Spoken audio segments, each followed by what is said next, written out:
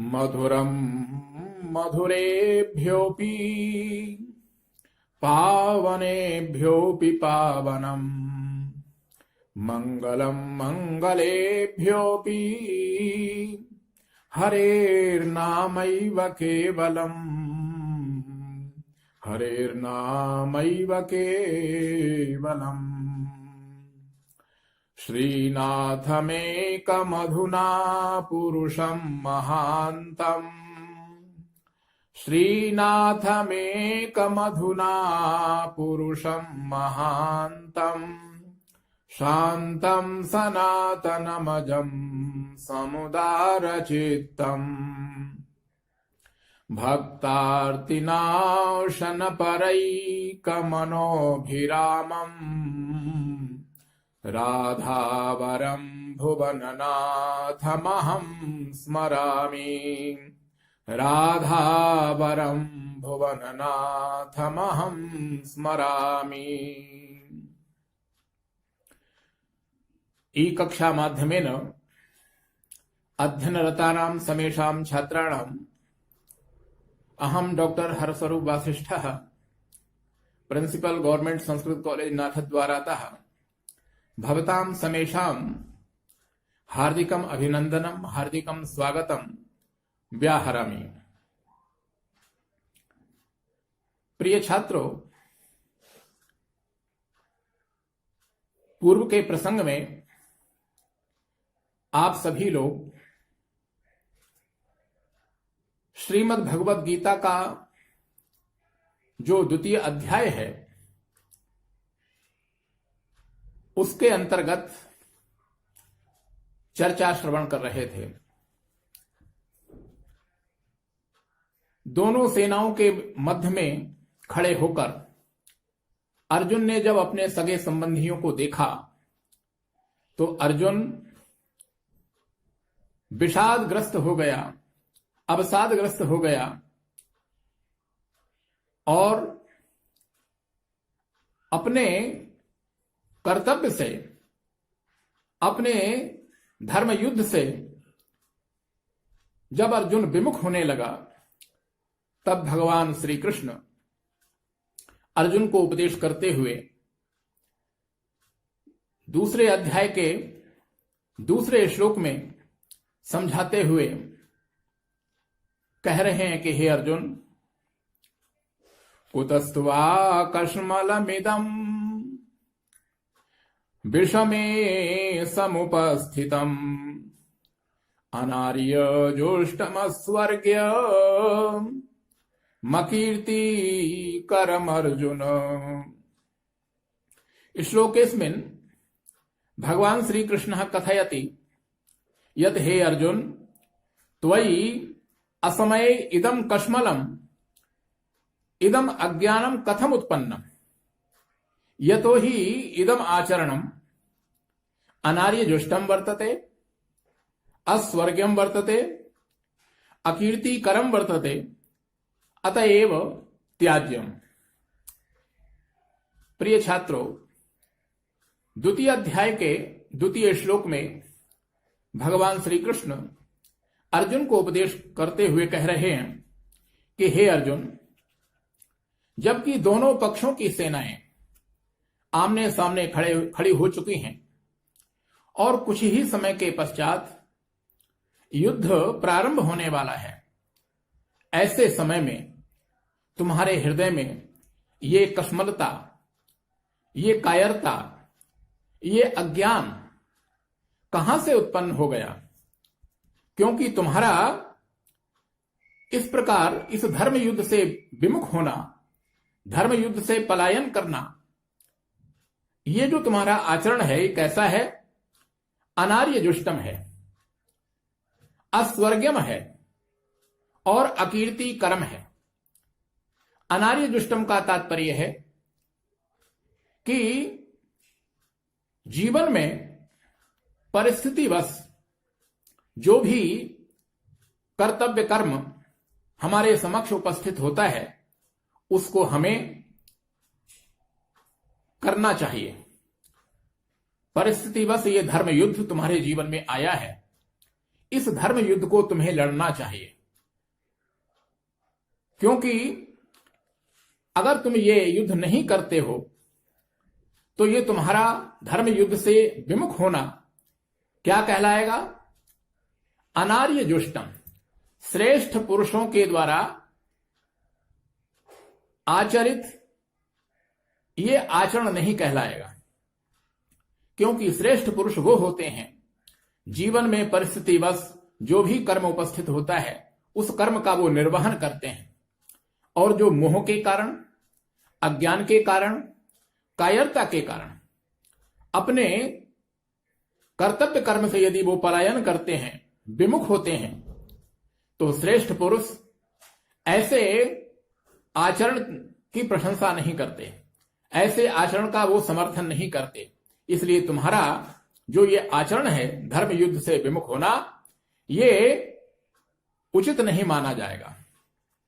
दूसरी बात, अगर तुम इस धर्म युद्ध से विमुख होते हो तो अस्वर्ग्यम, तुम कायरता के वशीभूत होकर इस धर्म युद्ध का त्याग करते हो तो क्षत्रिय होने के नाते तुम्हें स्वर्ग की प्राप्ति भी नहीं होगी, क्योंकि क्षत्रिय तो वही कहलाता है जो धर्म युद्ध से कभी भी विमुख ना हो और धर्म युद्ध में लड़ते लड़ते विजयश्री को प्राप्त करे अथवा अपने आप को समर्पित कर दे।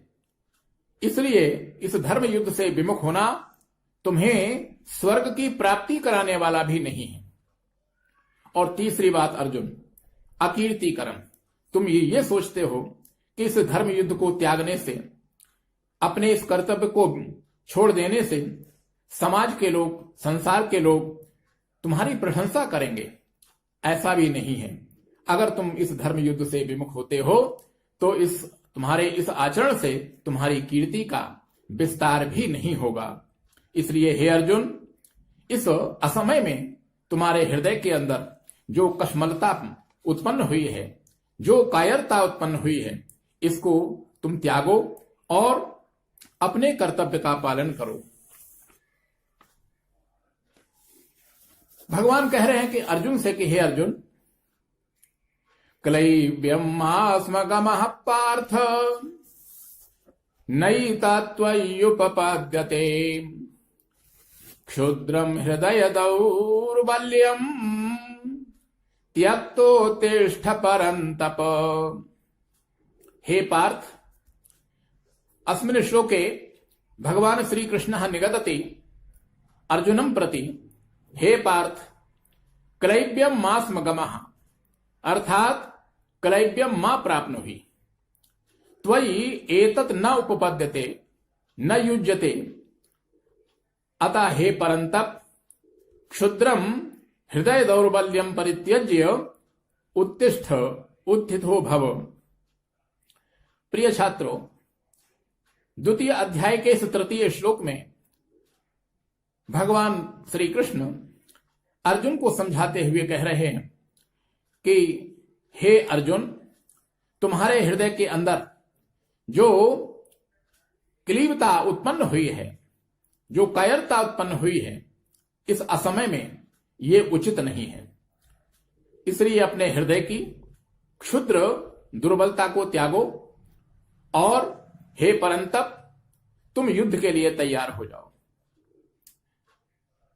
यहां यह समझना बहुत आवश्यक है कि भगवान ने इस श्लोक में अर्जुन के लिए पार्थ शब्द से संबोधित किया है और परंतप शब्द से संबोधित किया है।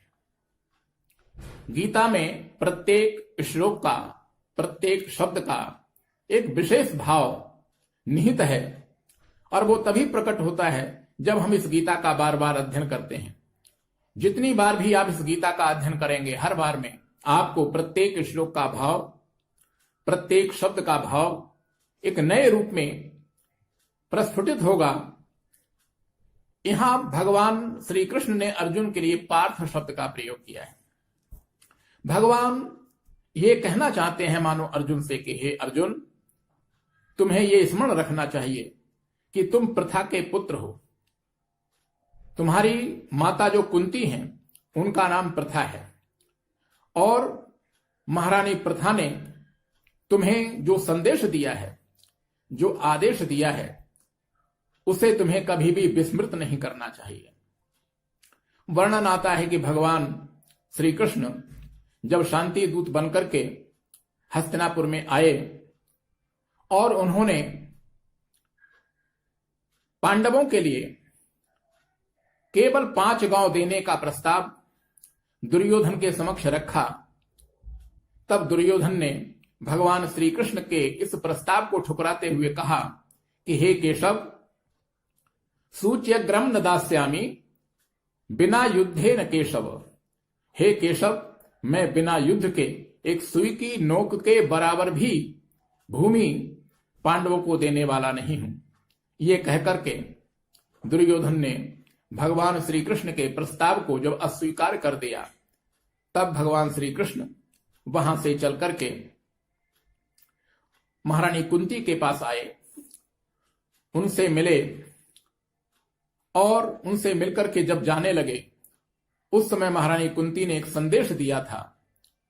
भगवान श्री कृष्ण से कहा था कि हे केशव, मेरे पुत्रों से कहना कि वीर क्षत्राणी जिस दिन के लिए, जिस समय के लिए अपने वीर पुत्रों को जन्म देती हैं, वो समय अब आ गया है। इसलिए मेरे पुत्र अब युद्ध की तैयारी करें। आज मानो भगवान कृष्ण अर्जुन को पार्थ शब्द से संबोधित करते हुए अर्जुन को यह स्मरण दिला रहे हैं कि तुम प्रथा के पुत्र हो, महारानी कुंती के पुत्र हो, और उन्होंने जो तुम्हें संदेश दिया है, आदेश दिया है युद्ध करने का, उसे विस्मृत नहीं करना चाहिए। इसलिए हे अर्जुन, तुम अपने हृदय की क्षुद्र दुर्बलता का त्याग करो और इस धर्म युद्ध के लिए तैयार हो जाओ। दूसरा शब्द इस श्लोक में भगवान ने प्रयोग किया है अर्जुन के लिए, परंतप। परंतप शब्द का तात्पर्य होता है परम शत्रुन तापयतीति परंतपः।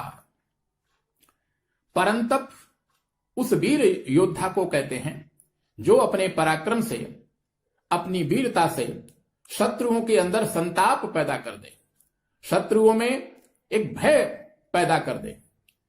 भगवान कहना चाहते हैं अर्जुन से इस शब्द का प्रयोग करके मानो कि हे अर्जुन, तुम तो परंतप हो, शत्रुओं को संताप देने वाले हो। अगर तुम इस धर्म युद्ध को नहीं करोगे, इस धर्म युद्ध से यदि तुम विमुख हो जाओगे, तो फिर तुम परंतप नहीं कहलाओगे।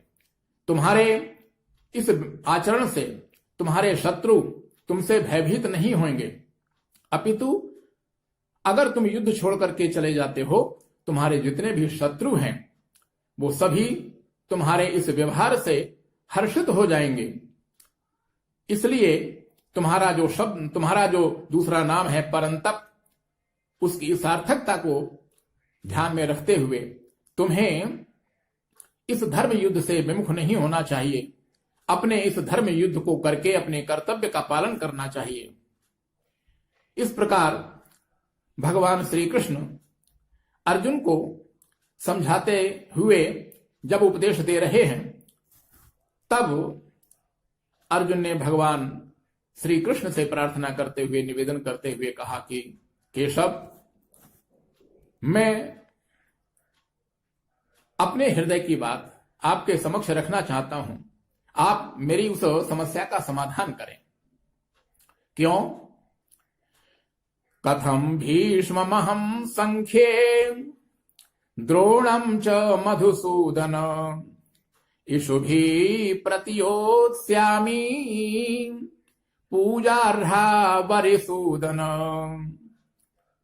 श्लोकेस्मिन् अर्जुनः भगवन्तं श्रीकृष्णं प्रति कथयति यत् हे मधुसूदन, अहं संग्रामे भीष्मं द्रोणाचार्यं प्रति च बाणैः कथं केन प्रकारेण युद्धं करिष्यामि, यतो हि इमौ द्वौ तु पूजार्हौ वर्तेते, पूजनीयौ वर्तेते। इस इस श्लोक में अर्जुन भगवान श्री कृष्ण के समक्ष प्रार्थना करते हुए कहते हैं कि हे केशव, आपने जो कहा कि तुम्हारे अंदर ये कायरता कहां से पैदा हो गई, इस संबंध में मैं आपसे कहना चाहता हूं कि आप ये बताएं, पितामह भीष्म और गुरु द्रोणाचार्य, इन दोनों पर इस युद्ध के अंदर मैं शस्त्र प्रहार कैसे कर सकता हूं? इनसे मैं युद्ध कैसे कर सकता हूं? क्यों? पूजा रहा वरिसूदन, हे अरिसूदन, हे केशव, ये दोनों ही मेरे लिए पूजनीय हैं, वंदनीय हैं।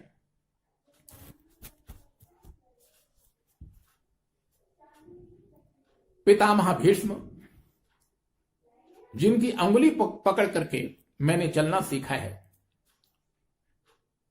भला मैं उनके साथ युद्ध कैसे कर सकता हूं? गुरु द्रोणाचार्य, जिनसे मैंने सभी प्रकार की शस्त्र अस्त्र संबंधी शिक्षा ग्रहण की है, उनसे मैं युद्ध कैसे कर सकता हूं? ये दोनों ही महापुरुष मेरे लिए वंदनीय हैं, पूजनीय हैं। जिन महापुरुषों के चरणारविंदों में मेरा मस्तक हमेशा आज तक झुका रहा है, भला मैं उनके समक्ष शस्त्र उठाकर के ये पाप कैसे कर सकता हूं? इसलिए आप जो ये कह रहे हैं कि अर्जुन तेरे हृदय में ये कायरता कहां से उत्पन्न हो गई, भगवान, ये कायरता किसी भय के कारण या डर के कारण नहीं। ये कायरता जो पैदा हुई है, ये धर्म बुद्धि के कारण पैदा हुई है। इन सभी महापुरुषों के प्रति मेरे मन में धर्म बुद्धि है, ये सभी मेरे लिए वंदनीय हैं, पूजनीय हैं। कायरता तो मेरी ये तब कहलाती जब मैं मरने से डरता। केशव, मैं मरने से नहीं डर रहा हूं, अपितु अपने पूजनीय इन महापुरुषों को मारने से डर रहा हूं। इनको मारने से जो मुझे पाप लगेगा, क्या वो उचित है? संसार में दो प्रकार के संबंध प्रमुख रूप से होते हैं। नंबर 1 जन्म का संबंध और नंबर 2 विद्या का संबंध। पितामह भीष्म के साथ मेरा जो संबंध है वो जन्म का संबंध है। इनकी गोदी में मैं खेला हूं। और गुरु द्रोणाचार्य के साथ मेरा विद्या का संबंध है। मैंने सब प्रकार की विद्याएं इनसे ग्रहण की हैं। तो जिन महापुरुषों के चरणारविंदों में मेरा मस्तक झुका हुआ हमेशा रहना चाहिए, भला उनके समक्ष, उनके विरुद्ध मैं शस्त्र किस प्रकार उठा सकता हूं? इसलिए हे केशव, मेरे हृदय में इस धर्म युद्ध से विमुख होने की जो भावना पैदा हुई है, ये जिसको आप कायरता कह रहे हैं, ये कायरता किसी भय के कारण नहीं। मैं मरने से नहीं डर रहा हूं, अपितु मारने से डर रहा हूं। महापुरुषों के साथ में युद्ध करने से जो मुझे पाप लगेगा, क्या वो उचित है? भगवान श्री कृष्ण के समक्ष अर्जुन इस प्रकार अपने मन की जो दुविधा है, जो परेशानी है, उसको उन्होंने इस श्लोक के माध्यम से प्रकट किया। इसके आगे का जो प्रसंग है वो हम आगामी कक्षा में सुन सकेंगे। आज यहीं पर इस विषय को पूर्ण करते हुए विराम देते हैं और मैं अपनी वाणी को भी विराम देता हूं। जय तु भारतम, जय तु संस्कृतम।